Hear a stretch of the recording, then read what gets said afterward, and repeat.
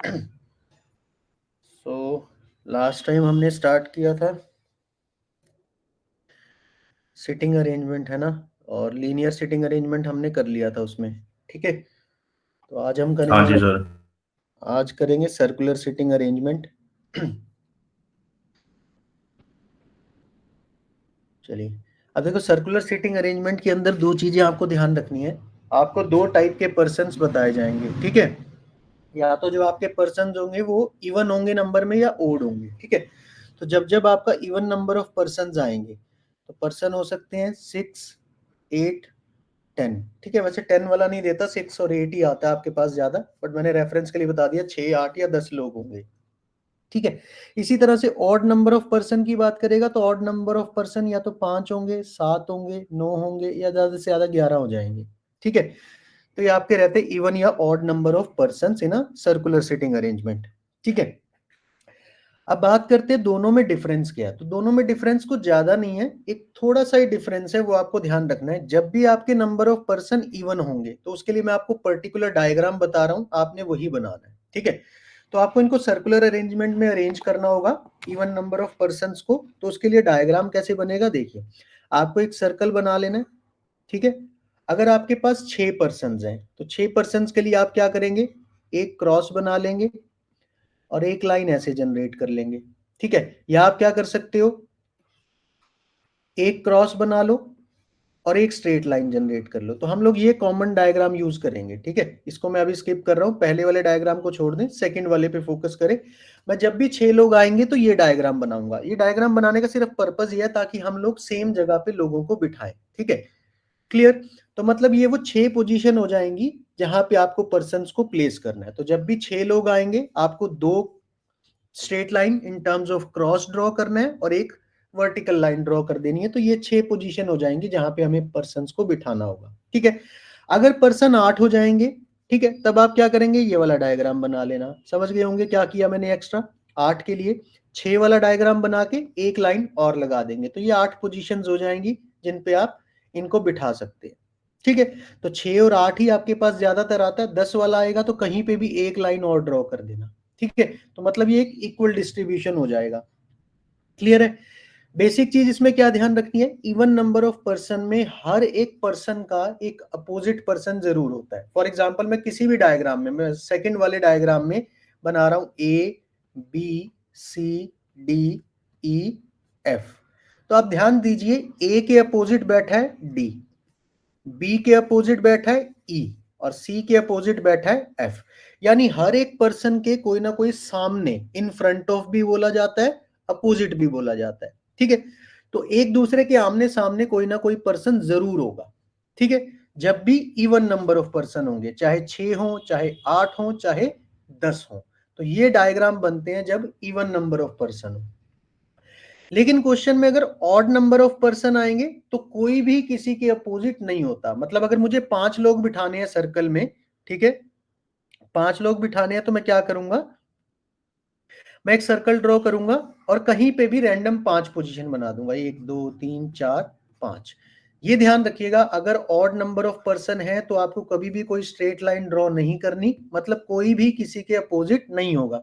अगर वो क्वेश्चन में पूछ भी ले कि who is sitting in front of A, ठीक है, तो आप बोलेंगे नन, कोई भी नहीं। पूछ ले who is sitting in front of C, तो सी के सामने ई नहीं है। ठीक है भाई, ध्यान रखिएगा, ये क्वेश्चन कई बार पूछा जाता है। Even number of even number of person में कोई ना कोई किसी के अपोजिट जरूर होगा, but odd number of person में कोई भी किसी के अपोजिट नहीं होता, हम रैंडमली बनाते हैं। ठीक है, ऐसे 7 लोग होंगे तो कहीं पे भी ऐसे 7 पोजीशन बना दोगे, 9 लोग होंगे, ठीक है, तो कहीं पे भी ऐसे 9 पोजीशन बना दोगे, लेकिन कोई भी किसी के आमने सामने नहीं होगा। कब, जब ऑड नंबर ऑफ पर्सन है। लेकिन अगर इवन नंबर ऑफ पर्सन है तो हमेशा कोई ना कोई किसी के ठीक अपोजिट जरूर बैठा होगा। ठीक है, तो एक कॉमन सा पॉइंट है, कई बार एग्जामिनर पूछ लेता है, तो इसमें आप लोग कंफ्यूज हो जाते हो। ध्यान रखेंगे, ओड में कोई भी आमने सामने नहीं होता, इवन में आमने सामने होता है। ठीक है, यहां तक क्लियर हो गया, बिल्कुल बेसिक सी चीज है, बेसिक सा पॉइंट है। क्लियर है तो वाई टाइप कर देंगे फटाफट से।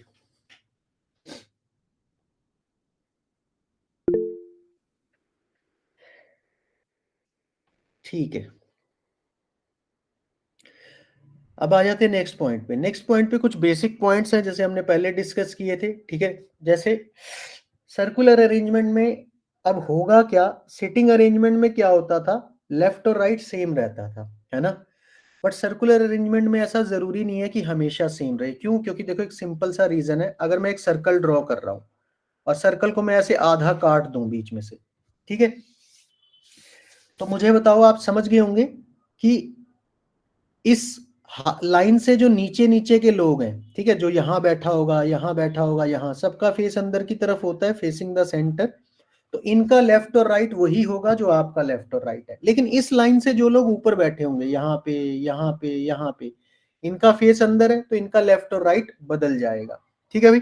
तो इसके लिए आपको क्या करना होगा, आप या तो ये ध्यान रखें कि इनका लेफ्ट और राइट डिफरेंट है जो ऊपर बैठे हैं, या आप क्या कर सकते हो, जब भी इनको बनाने लगो तो कॉपी को रोटेट कर लेना, मतलब ये तीनों लोग नीचे आ जाने चाहिए, फिर लेफ्ट और राइट सेम हो जाएगा, ठीक है।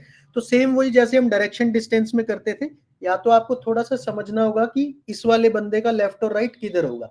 नहीं तो सबसे बेटर तरीका क्या है भाई, कॉपी को ऐसे रोटेट कर लो कि उसका फेस ऐसे हो जाए, ऐसे जैसे ये बना हुआ है, बस। फिर जो इधर का लेफ्ट, इधर का राइट, आपको कोई कंफ्यूजन नहीं आएगी, ठीक है। लेकिन हर बार ये करना भी मुमकिन नहीं होता है, बार बार कॉपी रोटेट करना भी कई बार थोड़ा टिपिकल लगने लग जाता है, कोई क्वेश्चन की लैंग्वेज ऐसी आ जाती है हम कॉपी रोटेट नहीं कर पाते। तो मैं ये भी आपको सलाह दूंगा कि सिंपल सा लॉजिक है, इजी है, या तो फेस ऐसे होगा नीचे की तरफ या ऊपर की तरफ, तो आपको लेफ्ट राइट पता लगने लग जाएगा, ठीक है। दो चार क्वेश्चन आप करोगे तो आप थोड़ा सा इसके हैबिचुअल हो जाओगे, ठीक है। तो स्टार्टिंग में ये प्रॉब्लम कुछ लोगों को आ सकती है भाई, लेफ्ट राइट जज करने में थोड़ा टाइम लग सकता है, ठीक है। अब हम आ जाते हैं वापस से अपने बेसिक पॉइंट पे कि लीनियर अरेंजमेंट में हमने देख लिया था कैसे लोगों को प्लेस करते हैं। अब हम देखते हैं सर्कुलर अरेंजमेंट में लोगों को बिठाया कैसे जाता है, प्लेस कैसे करते हैं। तो उसके लिए जैसे मान लीजिए आपके पास एक लाइन लिखी आ जाएगी, B is sitting second right of A. तो बी जो है ए के सेकंड राइट में बैठा है। तो अगर आप क्वेश्चन स्टार्टिंग से स्टार्ट कर रहे हो, ठीक है, तो मैं आपको सलाह दूंगा, मान लो ये 8 पोजीशन है, मैं आपको सलाह दूंगा हमेशा यहां से स्टार्ट करो। उसने बोला है बी जो है ए के सेकंड राइट में है। अब बी ए के सेकंड राइट में है, तो ऑब्वियस सी बात है हम पहले ए को बिठाएंगे। मैं मान लूंगा ए यहाँ पे है, ठीक है भाई। कोशिश करो यहां से स्टार्ट करो। रीजन ये है, यहां से लेफ्ट राइट पता लगाना बहुत इजी रहता है, बाकी आप कहीं से भी कर सकते हो, कोई ऐसा फिक्स नहीं होता इसमें, ठीक है भाई। अब बोला बी जो है ए के सेकंड राइट में, तो हम पहले ए को बिठाएंगे क्योंकि बी की पोजीशन डिपेंड कर रही है ए पे, इसलिए हम ए को कहीं भी बिठा सकते हैं। तो मान लो मैंने ए को यहां बिठा दिया।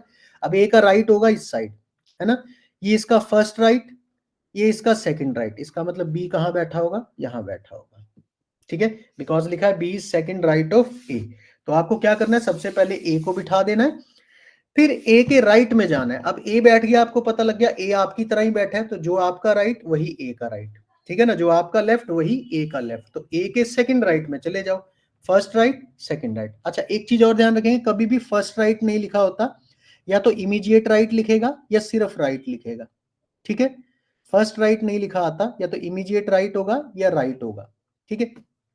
क्लियर हो गया ये पॉइंट।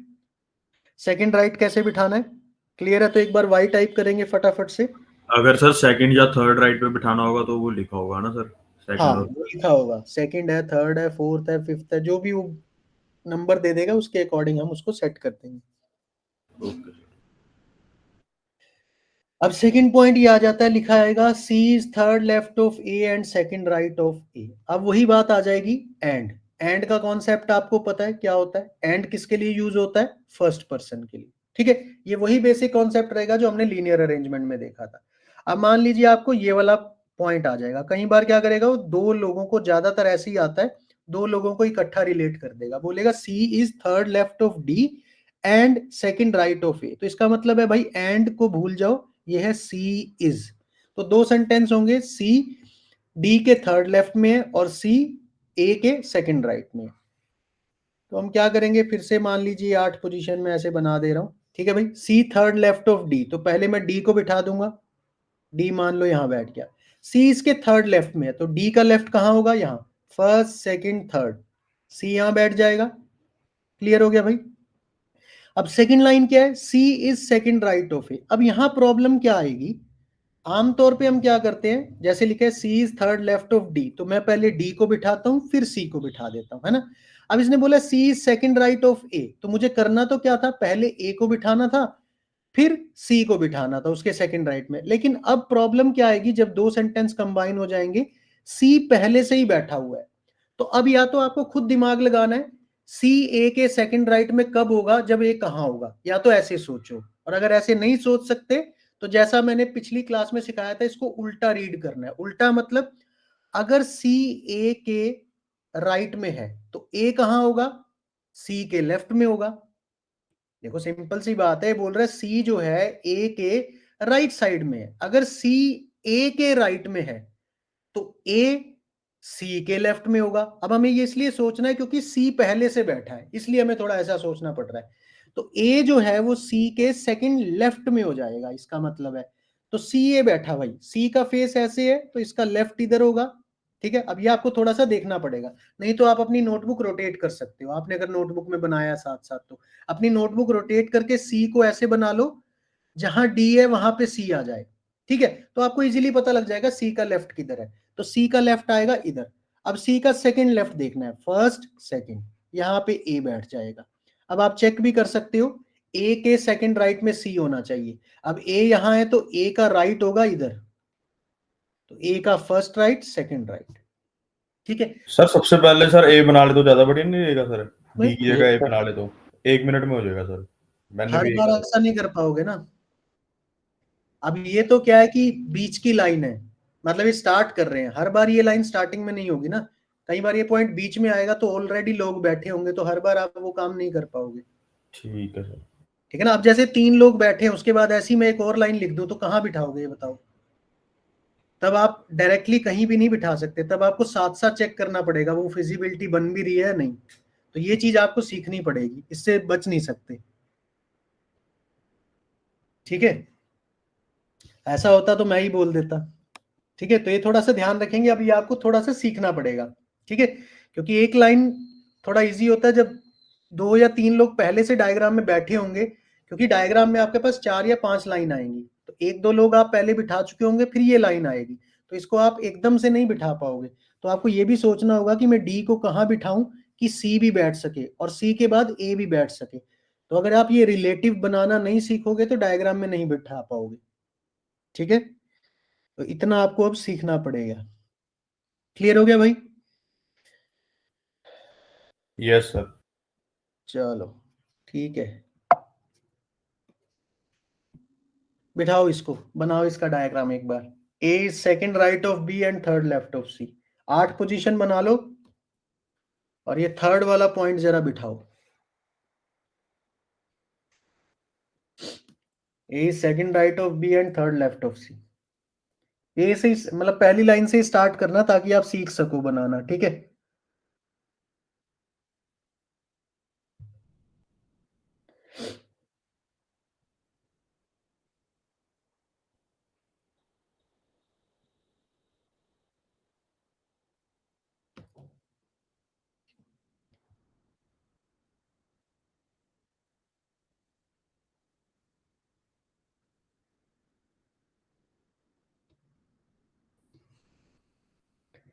बनाने के बाद वाई टाइप कर देना भाई।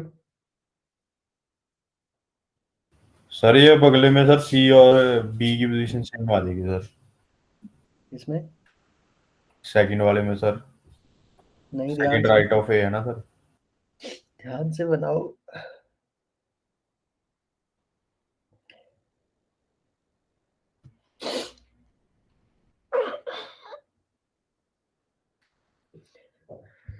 नहीं बना, नहीं देर लगा दी यार। A is second right of B बोल रहा है तो सिंपल सी बात है, पहले हम बी को बिठा देंगे।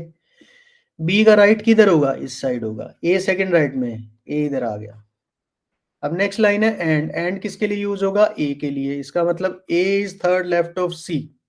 अब ए ऑलरेडी बैठा तो उल्टा पढ़ लो, लेफ्ट को आप पढ़ो राइट, यानी सी, ठीक है। ए इज थर्ड लेफ्ट ऑफ सी को उल्टा पढ़ना है, C is third right of A, तो सी ए के थर्ड राइट में होना चाहिए। ए का राइट किधर होगा, इधर, फर्स्ट सेकंड थर्ड, सी यहां बैठ जाएगा। अब आप चेक भी कर सकते हो ए सी के थर्ड लेफ्ट में। ठीक है, उल्टा पढ़ने का मतलब होता है भाई, अगर मैं बोल रहा हूं ए is third left of C, तो इसको उल्टा पढ़ना, उल्टा मतलब यहां से स्टार्ट करना है, तो ये बन जाएगा सी इज थर्ड, लेफ्ट का उल्टा क्या होता है, राइट ऑफ ए, तो आपको ये बिठाना है। ठीक है, ए ऑलरेडी बैठा है, तो ए का राइट किधर होगा, ऊपर, तो फर्स्ट सेकंड थर्ड, सी यहां बिठा देंगे। समझ गए, उल्टा पढ़ना आना चाहिए तो इजी हो जाएगा, अगर उल्टा पढ़ना नहीं आ रहा तो फिर वैसे आपको कॉमन सेंस लगानी पड़ेगी कि ए सी के थर्ड लेफ्ट में होना चाहिए, ए यहाँ है तो ये सी के थर्ड लेफ्ट में कब होगा, फर्स्ट सेकंड, ठीक है ना, समझ गए, फर्स्ट थर्ड लेफ्ट में, फर्स्ट सेकंड थर्ड, तो सी यहाँ होना चाहिए, तभी ये इसके थर्ड लेफ्ट में होगा, फर्स्ट सेकंड थर्ड। सर सबका फेस टुवर्ड्स सेंटर रहेगा हमेशा? हाँ, आपके पास जो आते हैं उसमें सबका टुवर्ड सेंटर रहेगा, वैसे क्वेश्चन ऐसे भी होते हैं, कुछ का आउटसाइड भी होता है, उसमें लेफ्ट और राइट बदल जाता है। ठीक है, बट आपके पास जितने सर वो तो नहीं आएंगे सर हमारे पेपर में? नहीं, वो नहीं आएंगे, इतना कॉम्प्लिकेट नहीं आता, आपके पास ज्यादातर तो लीनियर से ही आता है, एक आध क्वेश्चन सर्कुलर का आ जाएगा, तो वो भी टुवर्ड सेंटर ही होगा, अवे फ्रॉम सेंटर नहीं होता, क्योंकि वो थोड़ा सा कॉम्प्लिकेट हो जाता है। ठीक है, क्लियर हो गया भाई, बाकी जैसे जैसे हम बिठाते जाएंगे आपको वो एक क्लियर होता जाएगा, क्योंकि ऐसा टॉपिक है, मैं जितने मर्जी क्वेश्चन कराता रहूं, जब तक आप अपने हाथ से खुद नहीं करोगे आपको चीजें क्लियर नहीं होंगी। ठीक है, चलिए स्टार्ट करते हैं क्वेश्चन को। अब कुछ लोग जिनके लिए लेफ्ट और राइट पता लगाना थोड़ा कॉम्प्लिकेट होता है, तो वो ये चीज भी देख सकते हैं भाई। ठीक है, जब भी आपको राइट साइड गिवन हो तो हमेशा आपको एंटी क्लॉकवाइज डायरेक्शन में जाना है, और जब भी आपको लेफ्ट गिवन हो आपको क्लॉकवाइज डायरेक्शन में जाना है। ठीक है, कोई भी बंदा कहीं भी बैठा हो। ठीक है, सर्कुलर में आप ये चीज भी ध्यान रख सकते हो।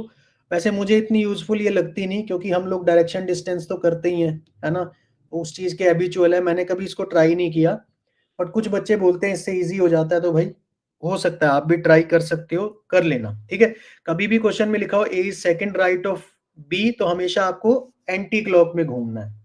अब जिनको क्लॉक एंटी क्लॉक में भी डाउट है वो तो ये फिर रहने ही देना, वो और उलझ जाएंगे। ठीक है, और कभी भी अगर लेफ्ट लिखा हो तो आपको क्लॉकवाइज डायरेक्शन में घूमना है।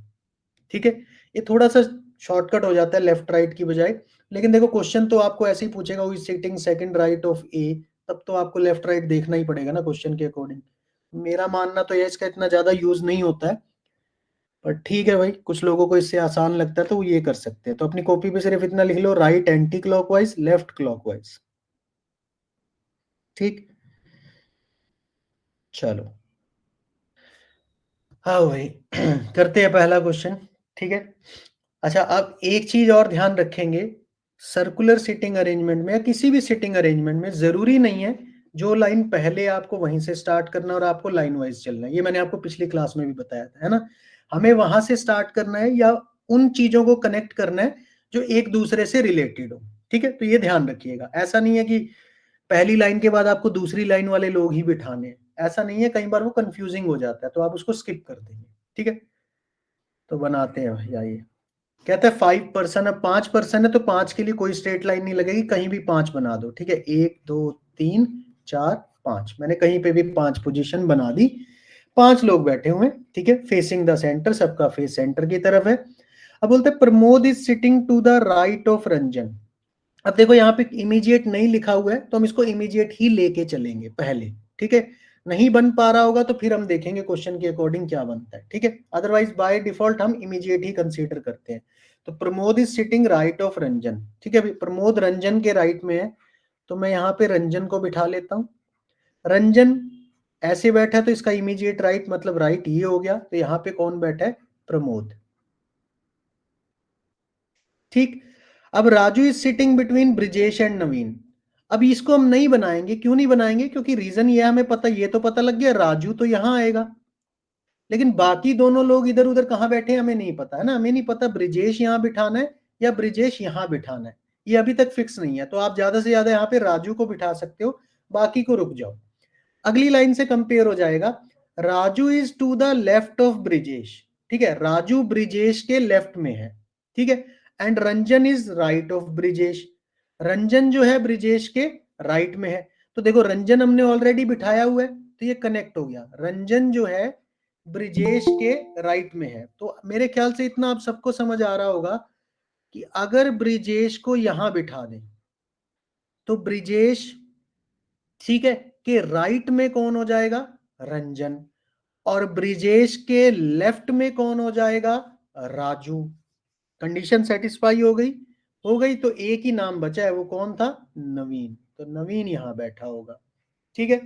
अब पूछ रहे who is sitting left of Naveen. अब ध्यान से देखो, नवीन इधर देख रहा है, तो आप अपनी कॉपी में क्या करो, ऐसे घुमा लो अपनी कॉपी की, नवीन रंजन की जगह पे आ जाए, ताकि लेफ्ट राइट आसानी से पता लग जाए। अदरवाइज दिख भी रहा होगा, अगर नवीन का फेस इधर है तो ये इसका राइट है, ये इसका लेफ्ट है।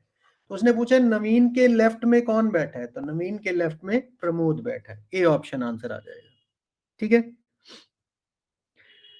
विराट, उज्जवल, ए, ठीक है भाई, सही है, ठीक है। तो नवीन के लेफ्ट में कौन बैठा है, प्रमोद बैठा है, ठीक है। तो जो लोग पहली बार ये टॉपिक कर रहे हैं भाई, उनको एकदम से लेफ्ट राइट नहीं पता लगेगा। उनका सिंपल सा तरीका, जब भी आपको किसी पर्सन का लेफ्ट या राइट चेक करना है, तो जहां रंजन है ना, रंजन, अपनी कॉपी ऐसे रोटेट करो कि वो पर्सन रंजन की पोजीशन पे आ जाए। फिर आपको बड़े प्यार से लेफ्ट और राइट और आसानी से समझ आ जाएगा, कोई दिक्कत नहीं, ठीक है। शुरू में थोड़ा टाइम लगेगा, ठीक है, धीरे धीरे आपकी स्पीड बनेगी। इसमें ये मत सोचना पहली क्वेश्चन से ही आपकी स्पीड बन जाए, नहीं होगा, ठीक है। क्योंकि पहले आप क्वेश्चन बनाना सीखें, धीरे धीरे आपकी स्पीड बन जाएगी, ठीक है। उसका सिंपल सा तरीका है, पहले तो जो पीपीटी वाले क्वेश्चन होंगे 4-5, वही आपको बार बार करने हैं, ठीक है, ताकि स्पीड बननी स्टार्ट हो जाए।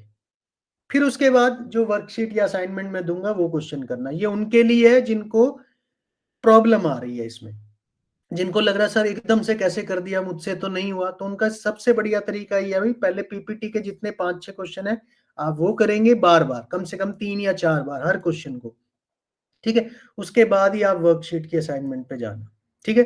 नहीं तो कंफ्यूज होगे, क्योंकि उसके सोल्यूशन नहीं है आपके पास, इसके सोल्यूशन आपके पास हैं। तो पहले आपका कॉन्सेप्ट क्लियर होना चाहिए, फिर प्रैक्टिस, क्लियर। और इसका सिंपल सा तरीका, जब तक अपने हाथ से नहीं करोगे, खुद नहीं बिठाओगे, चीजें नहीं समझ आएंगी, ठीक है। तो इसमें परेशान होने वाला ऐसा कुछ नहीं है। कुछ कंफ्यूजिंग लग रहा है, कुछ बिल्कुल ही नहीं समझ आ रहा, तो आप साथ साथ पूछ सकते हो। हाँ, आपको ये लग रहा है सर हमें टाइम ज्यादा लग रहा है, तो कोई टेंशन नहीं है भाई, आराम से रिलैक्स रहो। पहली बार टाइम लगता ही है, सबको लगता है, कोई ऐसी दिक्कत नहीं है, उसमें आपकी कमी नहीं है कोई, ठीक है ना। अपना सोल्यूशन नोट करो, 2 या 3 बार इसको क्लास के बाद फिर ट्राई करना, फिर आपको धीरे धीरे चीजें क्लियर होनी स्टार्ट हो जाएगी, ठीक है। डायग्राम बना लिया सभी ने, वाई टाइप कर दो एक बार। बाकी इसमें कोई फिक्स पैटर्न नहीं होता भाई, कोई पहली लाइन से बनाना स्टार्ट करता है, कोई आखिरी लाइन से, आप कहीं से भी बना सकते हो, ठीक है। सिर्फ इसमें यही मैटर करता है कि आप कितनी जल्दी डाटा को आपस में रिलेट करके कितनी जल्दी डायग्राम बनाते हो, बस इसमें यही फंडा होता है, और कुछ नहीं होता, ठीक है। तो इसमें ज्यादा परेशान नहीं होना है। चलो नेक्स्ट क्वेश्चन। नेक्स्ट क्वेश्चन बोलता है 6 person are sitting facing the circle. तो भाई 6 पर्सन का डायग्राम मुझे लगता है सबको पता है ना। एक हमने क्रॉस बनाना है, एक हमने स्ट्रेट लाइन लगा लेनी है, 6 पोजीशन हमारी फिक्स हो जाती है। Pareek is between Babita and Narendra. अब एक चीज ध्यान रखना भाई, जब कभी भी बिटवीन वाला डाटा आ जाए तो वहां से स्टार्ट मत करो। रीजन बड़ा सिंपल है, पारीक बीच में बैठा है बबीता और नरेंद्र के। अगर आप बनाने लगोगे, ठीक है, तो देखो पारीक अगर आपने यहां बिठा दिया तो हो सकता है इधर बबीता हो इधर नरेंद्र हो, या हो सकता है इधर नरेंद्र हो इधर बबीता हो। तो वो दो दो केस बनेंगे। तो उसका बेटर तरीका क्या है, जैसे आप बिटवीन वाली लाइन पढ़ो स्किप कर दो, अगली लाइन पे आ जाओ। आशा इज बिटवीन, ये भी बिटवीन वाली आ गई, स्किप कर दो, अगली पे चलते हैं। Chitra is to the immediate left of Babita. अब ये सबसे बढ़िया लाइन है, क्यों, क्योंकि इसमें दो पोजीशन 100% फिक्स हो जाएंगी। एक चीज हमेशा सिटिंग अरेंजमेंट में ध्यान रखना, मैंने लीनियर में भी बताया था, हमेशा वहां से स्टार्ट करना है जहां से मैक्सिमम लोग फिक्स हो जाएं, डाउट ना हो, ठीक है। अब पहली लाइन में 3 लोग तो बैठ जाएंगे, लेकिन पंगा क्या है, पोजीशन एक की ही फिक्स होगी, 2 की पोजीशन डाउटेड होगी, ठीक है। तो उस चीज को हम स्किप करेंगे ताकि हम ज्यादा कंफ्यूज ना हो पेपर में। ये मैं इसलिए बोलता हूं क्योंकि अभी तो आपके माइंड पे कोई प्रेशर नहीं है, ना तो टाइम का प्रेशर है, ना ही मेरा पेपर क्लियर होगा या नहीं होगा। अभी हो सकता है आप बड़े प्यार से इससे बना लो, ठीक है। लेकिन एग्जाम के अकॉर्डिंग मैं आपको सिखा रहा हूं, एग्जाम में बिटवीन वाली लाइन से बेटा कभी स्टार्ट ना करना, गलती होने के चांसेस ज्यादा होते हैं, सही होने के चांसेस कम होते हैं, ठीक है। ये चीज हमेशा ध्यान रखो। ये जो डाटा होता है ना, इमीडिएट लेफ्ट, सेकंड राइट, हमेशा कोशिश करो यहां से उठाओ ताकि पोजीशंस पक्का फिक्स हो जाए, ठीक है। तो हम इस वाली लाइन से स्टार्ट करेंगे, Chitra is to the immediate left of Babita. अब चित्रा बबीता के लेफ्ट में है तो यहां पे हम बना लेते हैं बबीता को। अब बबीता का ऑब्वियसली लेफ्ट होगा इधर, तो ये कौन है, चित्रा। अब आपको नेक्स्ट लाइन कौन सी रीड करनी है, नेक्स्ट लाइन आपको वो रीड करनी है जिसमें चित्रा या बबीता का नाम लिखा हो, ठीक है। हमेशा ये कोशिश करो, क्लियर। जिसमें चित्रा या बबीता का जिक्र किया हो, नेक्स्ट लाइन वो उठाओ ताकि कनेक्टेड डायग्राम बने, ठीक है। पहली लाइन पे सीधा नहीं चले जाना, ठीक है। पहली लाइन पे भी जा सकते हो क्योंकि बबीता का नाम आ गया, सेकंड पे भी जा सकते हो क्योंकि इसमें चित्रा का नाम है, तो आप कोई सी भी लाइन उठा सकते हो, ठीक है। तो मान लो हम पहली लाइन उठा लेते हैं, Parik is between Babita and Narendra. अब बबीता यही है, पारिक दो लोगों के बीच में है तो पारिक यही होगा, तो ऑब्वियस सी बात है भाई नरेंद्र यही होगा, और कोई डायग्राम बन ही नहीं सकता, ठीक है, पॉसिबिलिटी नहीं है। अब फिक्स हो गया। अब लास्ट लाइन उठा लो, Asha is between Chitra and Pankaj. Chitra ये थी, आशा बीच में है, आशा यहां आ जाएगी और इधर कौन आ जाएगा भाई, पंकज। तो अब आपके ये ना फिक्स हो गई, ठीक है। बिटवीन वाले से भी क्वेश्चन तो बन जाएगा, लेकिन क्या होगा, पहले आप एक केस लोगे, हो सकता है उसी में आंसर आ जाए।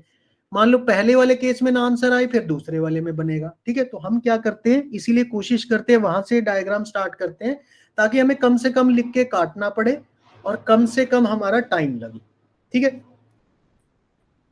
क्लियर हो गया भाई। तो अब उसने पूछा who is immediate right of Babita. Babita ये बैठी भाई, नहीं, who is immediate right of, हाँ बबीता, तो बबीता के इमीडिएट राइट में कौन है, पारिक है, ये ऑप्शन आंसर आ जाएगा, ठीक है। क्लियर, क्लियर है तो वाई टाइप कर देंगे भाई, ठीक है। इसमें मैं आपको बनाने को इसलिए नहीं दे रहा हूं भाई क्योंकि इसमें कंफ्यूजन ज्यादा होती है। लीनियर मुझे पता था आप लोग कर लोगे, इसलिए वो मैंने सीधा आपको दिए थे सारे क्वेश्चन, पहले बनाओ फिर मैं बनाऊं। इसमें मैं इसलिए बता रहा हूं क्योंकि इसमें ना क्वेश्चन के अकॉर्डिंग कुछ चीजें हैं जो मुझे आपको और सिखानी है। जैसे मैंने ये पॉइंट था कि कहाँ से स्टार्ट करना है, ये थोड़ा इंपॉर्टेंट हो जाता है, इसीलिए मैं आपको डायरेक्ट नहीं दे रहा हूँ, ठीक है। क्योंकि इसमें आप कंफ्यूज ज्यादा हो गए, इसलिए मैं आपको डायरेक्ट नहीं दे रहा हूँ, क्योंकि इसमें लेफ्ट राइट का भी कंफ्यूजन रहता है, ठीक है। इसलिए इसको मैं डायरेक्ट करा रहा हूँ। बाद में मैंने आपको बता दिया, आपको क्लास के बाद इन्हीं क्वेश्चन को कम से कम 3 या 4 बार करना है, ये ध्यान रखिएगा। और सोल्यूशन छुपा के करना, ये नहीं सोल्यूशन सामने पड़ा है फिर तो वैसे ही पता लग जाएगा बबीता यहाँ बिठानी है, चित्रा यहाँ, आशा यहाँ, ठीक है। तो सोल्यूशन छुपा के करना है।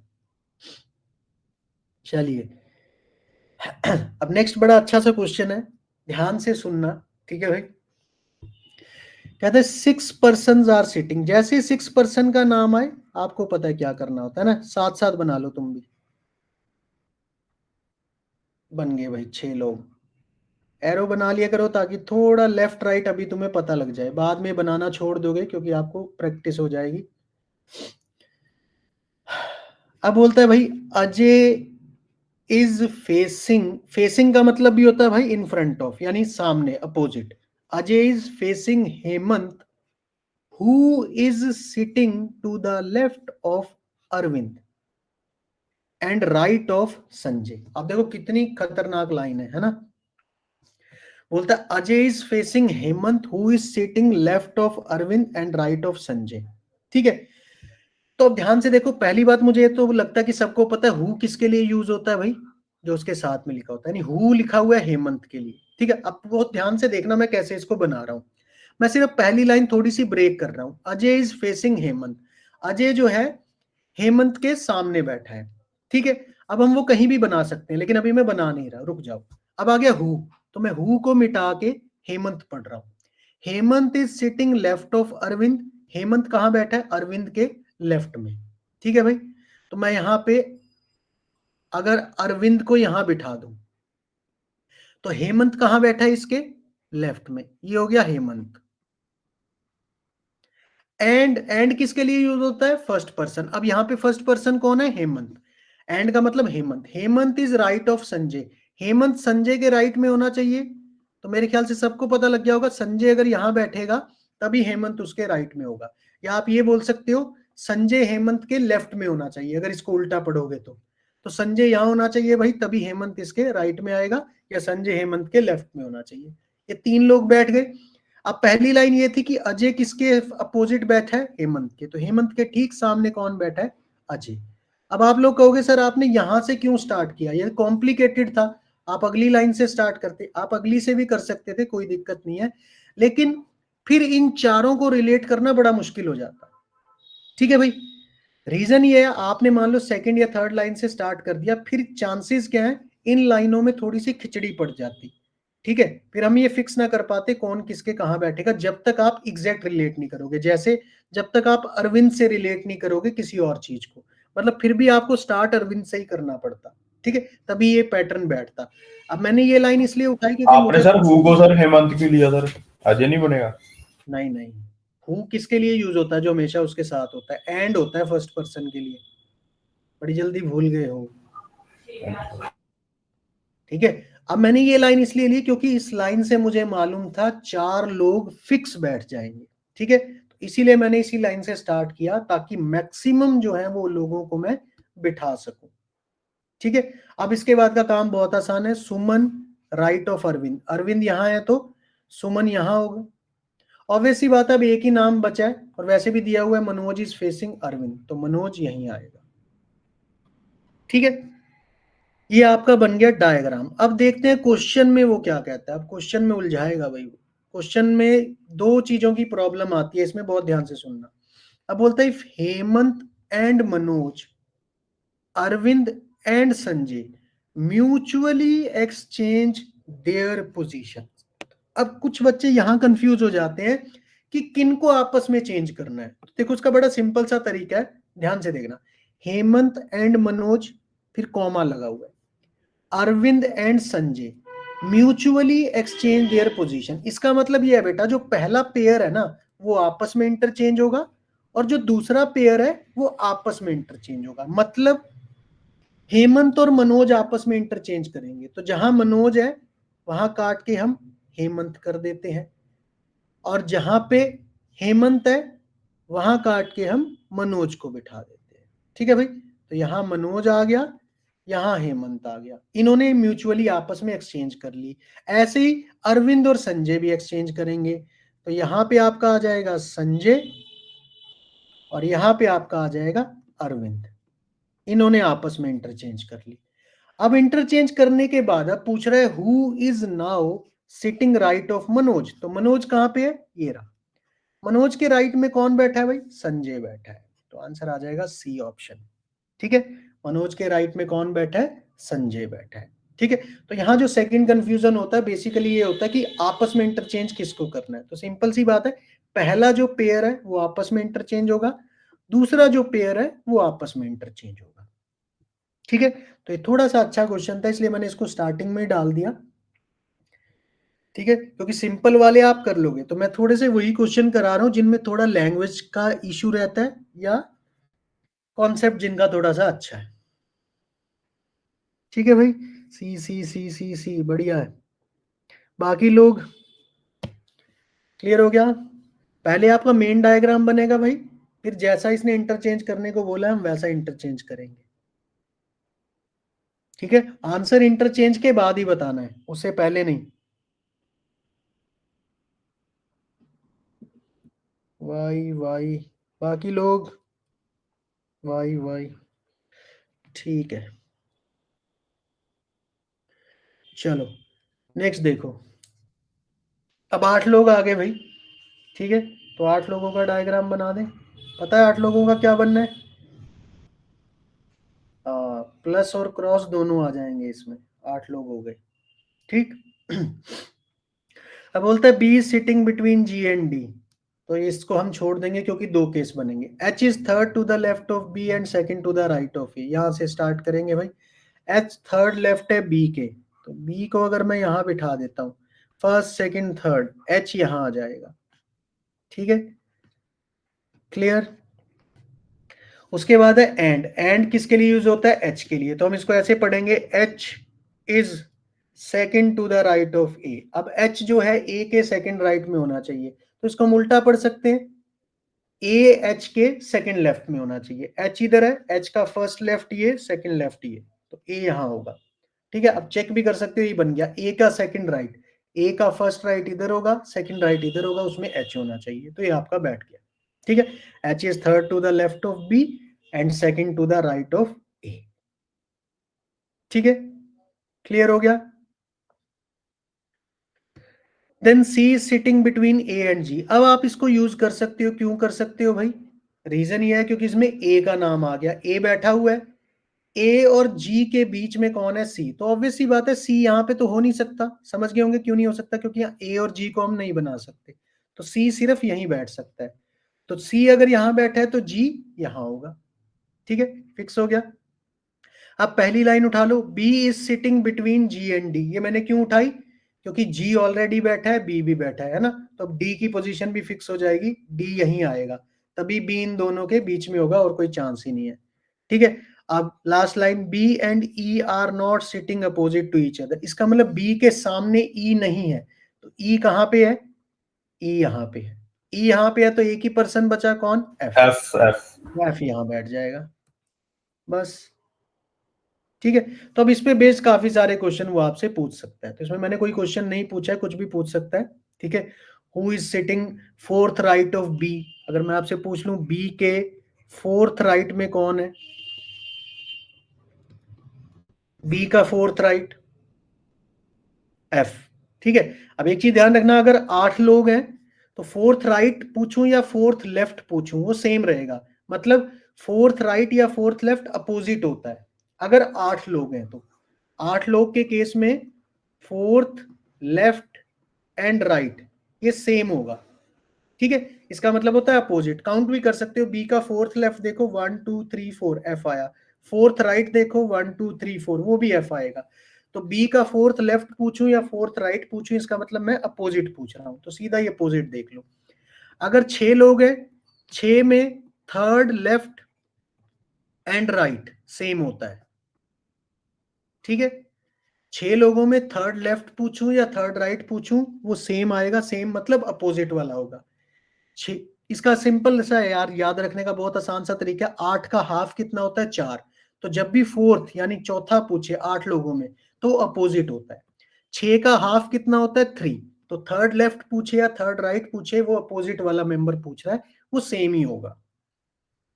ठीक है, क्लियर हो गया। तो 8 में फोर्थ लेफ्ट राइट सेम होता है, 6 लोगों में थर्ड लेफ्ट राइट सेम होता है, जो कि अपोजिट मेंबर होता है। ठीक है, 5 या ओड नंबर ऑफ पर्सन में ऐसा कुछ नहीं होता, उसमें अलग हो जाता है भाई। ठीक है, उसमें ध्यान रखना, इसीलिए मैंने ये बताया था ओड और इवन का डायग्राम अलग क्यों बनता है, क्योंकि ये चीजों का फर्क आ जाता है इसमें। चलिए नेक्स्ट देखो, बोलता है 8 पर्सन आर सिटिंग। 8 लोग हैं भाई, बिठा देते हैं, प्लस मल्टीप्लाई।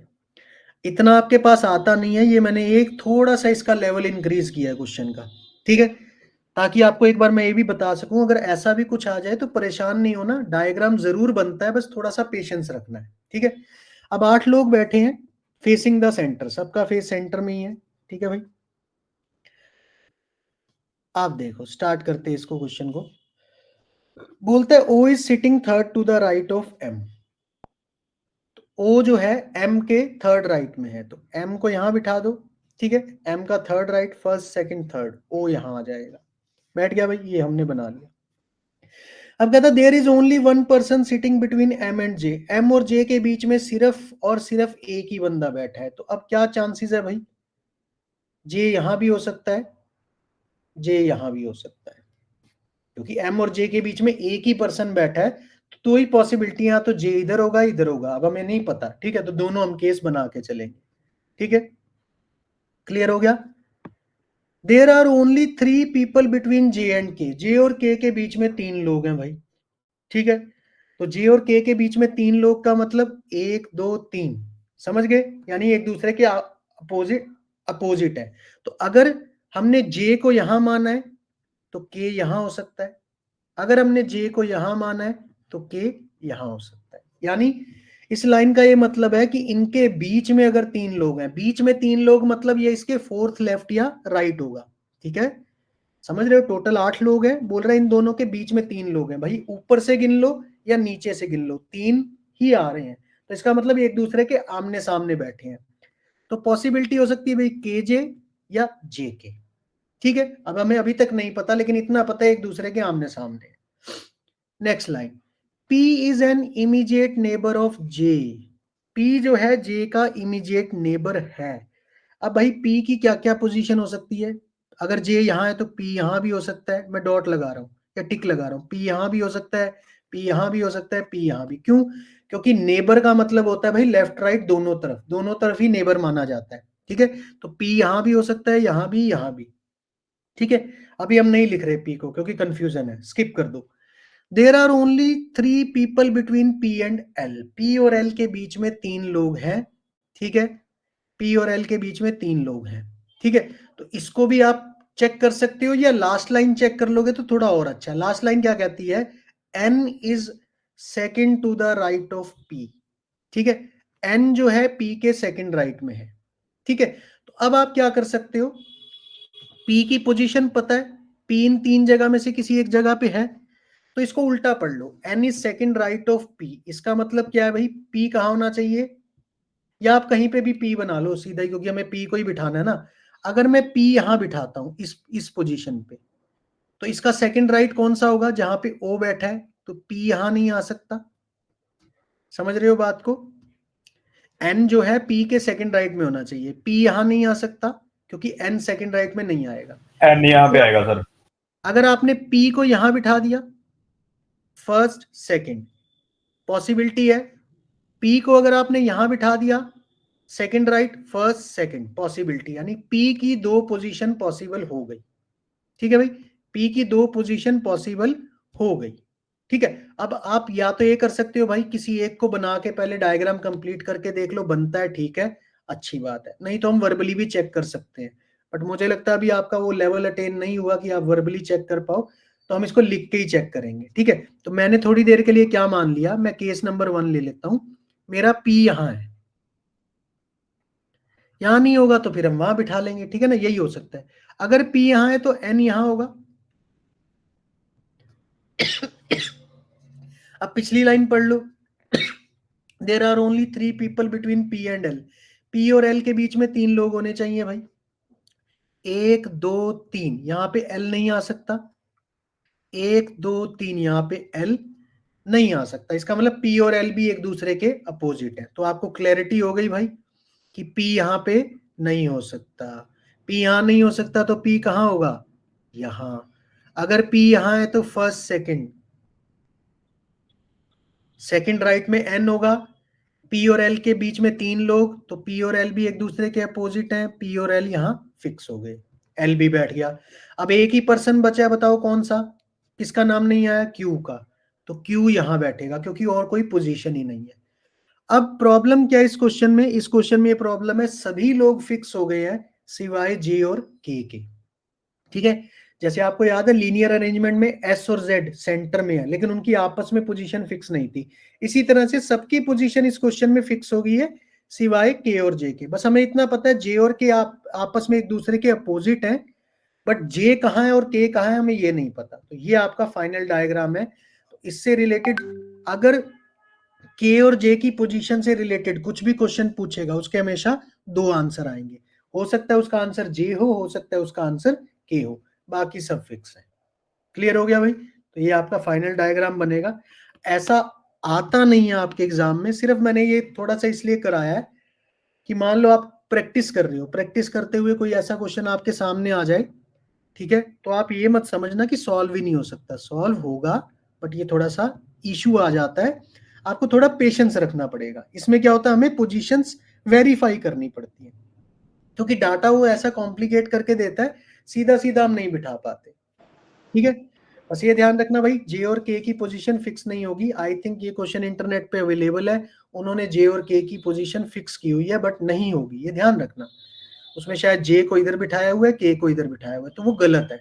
हमें नहीं पता, KJ भी हो सकता है, JK भी हो सकता है। ठीक है, ये ध्यान सर रखना। सर जियो की अगर पोजीशन सेट नहीं है तो अगर इससे रिलेटेड कोई क्वेश्चन पूछता है तो वो कांट भी डिटरमाइन हो जाएगा। हाँ, या कांट भी डिटरमाइन होगा, या अगर दोनों ऑप्शन दे रखे होंगे तो दोनों आएंगे। कई बार वो दोनों भी दे देता है ना, मान लो पूछ लेता है who is immediate right of P, P के इमीडिएट राइट कौन है, एक ऑप्शन दे दे के और जे, तो ये वाला ऑप्शन हम पिक कर लेंगे, ठीक है। अदरवाइज कांट बी डिटरमाइन और नन ऑफ दीज में सही आंसर होगा, ठीक है। अगर सर इसी ना दिया होगा सर नन ऑफ दिस तो क्या कांट डिटरमाइन होगा ना, अच्छा सर। कोई तो देगा ना जिससे आप आंसर बना सकोगे, या तो ये ऑप्शन देगा और वाला नहीं देगा तो फिर तो ऑब्वियस ही बात है नन ऑफ दीज होगा या कांट डिटरमाइन या डाटा इनएडिक्वेट, कई बार ये भी दे देता है डाटा इनएडिक्वेट, मतलब सफिशिएंट डाटा नहीं आंसर देने के लिए, तो वो चुनना है हमें। Okay sir.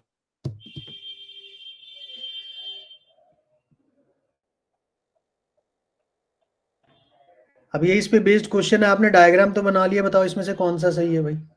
मैं कुछ आपको पैटर्न दिखा देता हूँ, क्या क्या पैटर्न के क्वेश्चन पूछ लेता है। डायग्राम आपने बनाया हुआ है, चेक करो क्या क्या सही है।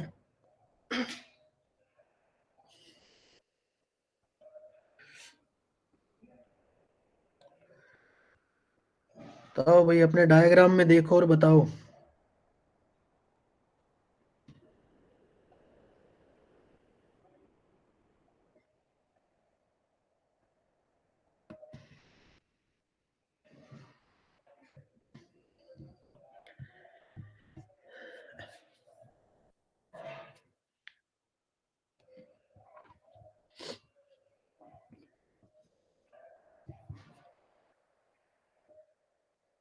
ई कोई भी ट्रू नहीं है,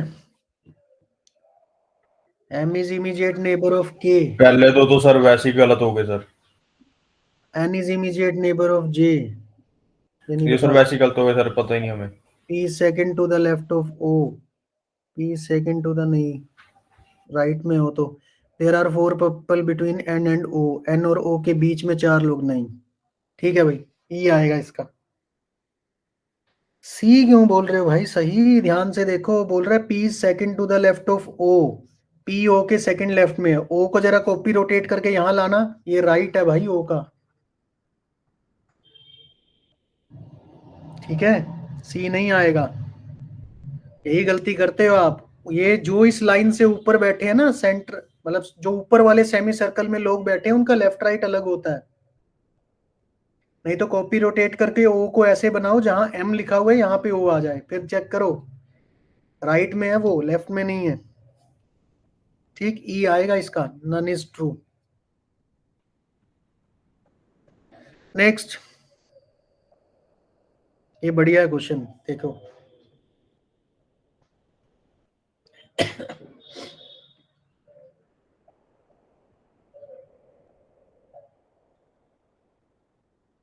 पहले बाद वाला सिलेक्ट करना पड़ेगा फिर पहले वाले का आंसर आएगा।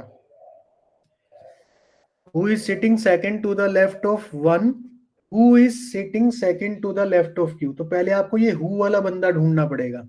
Who is sitting second to the left of Q, Q के सेकंड लेफ्ट में कौन है, क्यू का सेकंड लेफ्ट, ठीक है भाई, तो क्यू का इधर राइट होगा इधर लेफ्ट होगा, फर्स्ट सेकंड, ठीक है। क्यू का सेकंड लेफ्ट में जो पर्सन है, जे और के में से कोई एक है, एक मिनट यार, ठीक है। Who is sitting second to the left of Q, Q के सेकंड लेफ्ट में, तो क्यू के सेकंड लेफ्ट में क्यू का लेफ्ट इधर आएगा, ठीक है, ये वाले पर्सन की बात कर रहा है, तो जे या के होगा, ठीक है, यानी हु की जगह जे या के आ गया। अब जे या K, who is sitting second to the left of this, इसके सेकंड लेफ्ट में कौन है ये पूछ रहा है, ठीक। तो इसका सेकंड लेफ्ट, ये पर्सन इधर फेस कर रहा है तो इसका लेफ्ट नीचे होगा, तो इसके लेफ्ट में कौन होगा, एम, सेकंड लेफ्ट में एम, इसका आंसर आ जाएगा ए ऑप्शन एम, ठीक है। तो पहले आपको ये वाला हु ढूंढना है, फिर आपको पहले वाले हु का आंसर मिलेगा। मतलब पहले तो आपको देखना है कि क्यू के सेकंड लेफ्ट में कौन है, तो क्यू के सेकंड लेफ्ट में या तो जे है या के है, ठीक है। अब उस पर्सन के सेकंड लेफ्ट में जाना है, तो उस पर्सन के सेकंड लेफ्ट में एम है, ठीक है, क्योंकि क्यू यहां पे बैठा है क्यू का लेफ्ट इधर आएगा, तो इसके सेकंड लेफ्ट में पर्सन है यहां वाला, यहां पे था जे या के। अब इस पर्सन, जो भी ये पर्सन है, इसका लेफ्ट होगा इधर नीचे, तो इसका फर्स्ट लेफ्ट सेकंड लेफ्ट, इसके सेकंड लेफ्ट में कौन बैठा था, एम। ठीक है, नहीं तो आप थोड़ा सा ये दिमाग लगा सकते थे, इसके दो लेफ्ट जाना है, उसके दो लेफ्ट जाना है, यानी कितना जाना है, फोर्थ लेफ्ट जाना है। फोर्थ लेफ्ट में कौन होगा, जो अपोजिट होगा। तो सिंपली आपको सिर्फ ये देखना था who is opposite to Q. अब क्यू के अपोजिट में कौन है, एम। ठीक है भाई, पहले सेकंड लेफ्ट में जाना है, उसके बाद दोबारा से सेकंड लेफ्ट में जाना है, तो 2 और 2 4, 4 आपको जाना है, तो कौन होगा, ऑब्वियस सी बात है 4 आ गया, मतलब अपोजिट। नहीं तो आप वैसे भी जाके देख सकते हो। तो इस टाइप का क्वेश्चन भी आपसे वो पूछ सकता है। Next one, 4 of the 5 are alike in a certain way based on their sitting position in the above arrangement and so form a group which does not belong to that group। एक तरह से classification का question है, आपको odd one out ढूंढना है कि कौन इस पैटर्न से रिलेट नहीं करता। तो बेसिकली आप ये देखना लेफ्ट राइट का पंगा होगा इसमें। पैटर्न चेक कर लो भाई, पी क्यू में बताओ भाई, पी पहले है क्यू पहले है। लेफ्ट राइट ध्यान से देखना, जिधर फेस है उसके अकॉर्डिंग लेफ्ट राइट होगा इनका।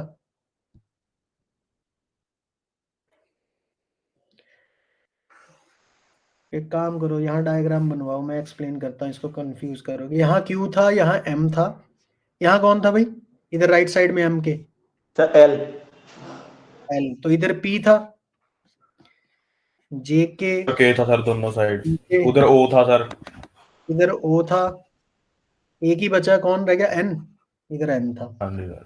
अब ध्यान से देखना, जो भाई ये हॉरिजॉन्टल लाइन से जो ऊपर लोग हैं, जो ऊपर लोग हैं, इनका इधर लेफ्ट है, इधर राइट है, इनका इधर राइट है, इधर लेफ्ट है। ठीक, पी क्यू, यानी क्यू जो पी क्यू ऐसे चल रहा है, ऐसे इस तरफ चल रहा है। ठीक है, के एल, के एल, के कहाँ गया, के का तो पता ही नहीं है, इनका बता नहीं सकते। एम एन, एम एन, ठीक है, एम से एन जा रहा है। के ओ सॉरी, क्यू ओ, ठीक है, क्यू ओ, और लास्ट है के ओ। तो ऑब्वियसली कौन सा होगा, सर के एल और के ओ होगा सर अलाइक, तो के एल और सर के ओ होगा अलाइक। एक ही होगा ना, एक बताओ। Cannot be determined sir, हाँ, cannot be determined sir, K L का भी नहीं पता सर हमें, और एम का, के ओ का भी नहीं पता सर।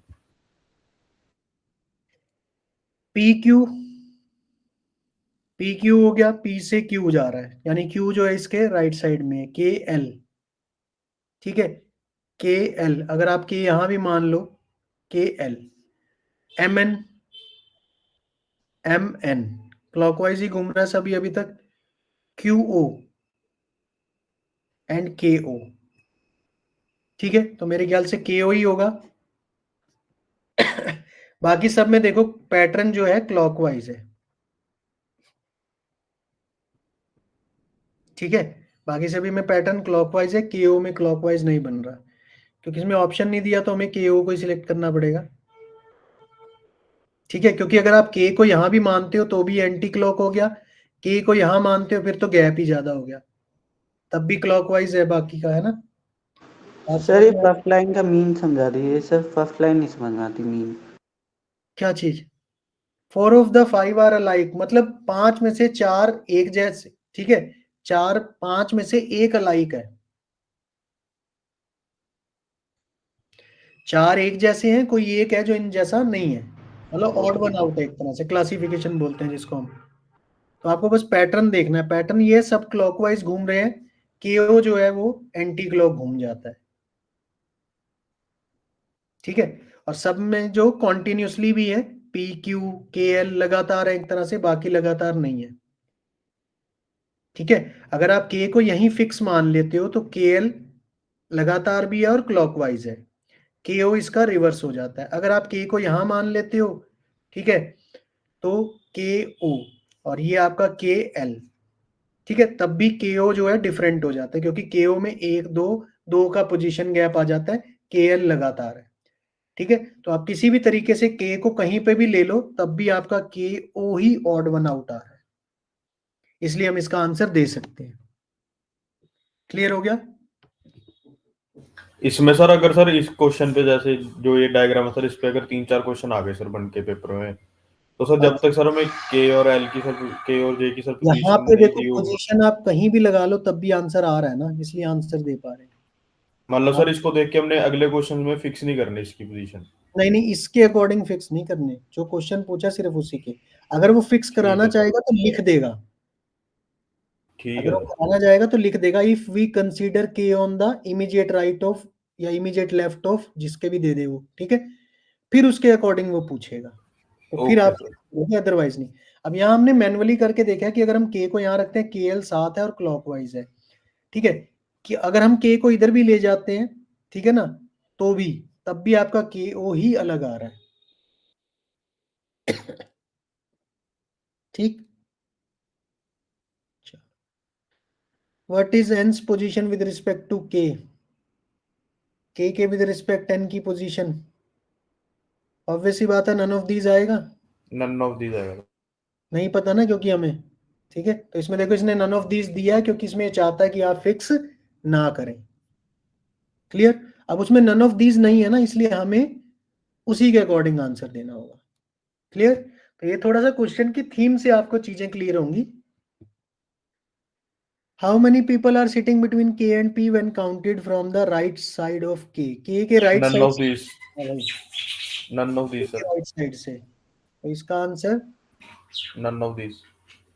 नन ऑफ दीज, क्योंकि K की पोजीशन फिक्स नहीं इसमें है। सर नन करेंगे कि नन ऑफ दीज करेंगे? नन ऑफ दिस, नन का मतलब होता है जीरो, नन तब आंसर आता अच्छा अ, सर, ये K है और ये P है, तब नन हो जाता। K के राइट से जैसे ही काउंट करोगे साथ ही आ गया, बीच में कोई भी नहीं है, नन का मतलब जीरो। ओके सर, ये ध्यान रखना, नन और नन ऑफ दिस दोनों अलग चीजें हैं। नन मतलब जीरो, कोई भी नहीं, नन ऑफ दिस मतलब इनमें से कोई आंसर नहीं है।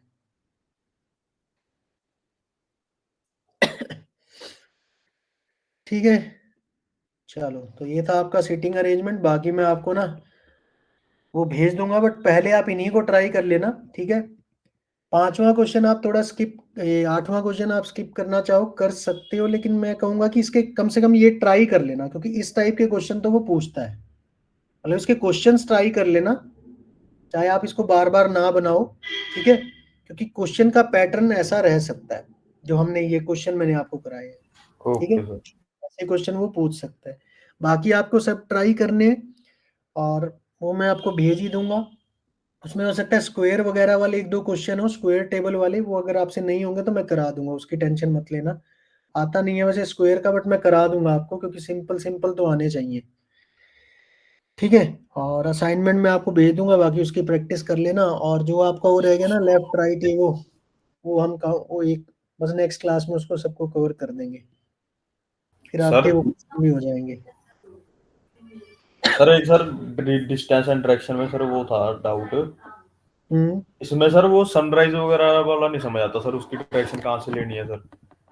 यार उसमें देखो, अगर आपको नहीं दिया हो ना तो ऑप्शन भी ध्यान दो, उसमें 2 दे रखे हैं, नॉर्थ और ईस्ट, तो इसका मतलब उसके 2 ही केस बनेंगे, क्योंकि इसमें नहीं सर, कईयों में दे रखा है, कईयों में नहीं सर, कईयों में एक ही दे रखा सर। जिनमें एक दे रखा है उसमें तो वैसे ही पता लग जाएगा ना, क्योंकि अगर मॉर्निंग का टाइम लिख दिया तो आपको पता ही है मॉर्निंग में सन कहाँ होता है, अच्छा सर, ये भी हिसाब लगाना पड़ेगा इसमें। वो मैंने स्लाइड में लिखा हुआ है ना, ध्यान से देखना, स्लाइड में ऑलरेडी रिटन है वो, मॉर्निंग में सन कहाँ होता है, सनराइज कहाँ से होता है, ईस्ट से, तो मॉर्निंग में सूर्य ईस्ट में होता है, इवनिंग में वेस्ट में होता है, बस ये तो आपको पता ही वो सर होगा। शैडो शैडो वगैरह भी है सर इसमें? हाँ, वही शैडो वाले कॉन्सेप्ट के लिए यूज होगा ना इसमें। अच्छा अच्छा, ठीक है। स्लाइड में तो मैंने सर लिखा है, तो पढ़ना एक बार। बट सर शेडो ठीक वाला है, कॉन्सेप्ट रह गया है ना। हम्म शैडो वाला रह तभी गया, सर वो हो नहीं रहा सर, वो मैंने करने की कोशिश करी ना, लीड की बुक में दिया हुआ है। कोई बात नहीं, करा दूंगा उसको मैं, ओके सर, ठीक है। चलो, ठीक है, मिलते हैं नेक्स्ट क्लास में। Thank you sir. Okay ji.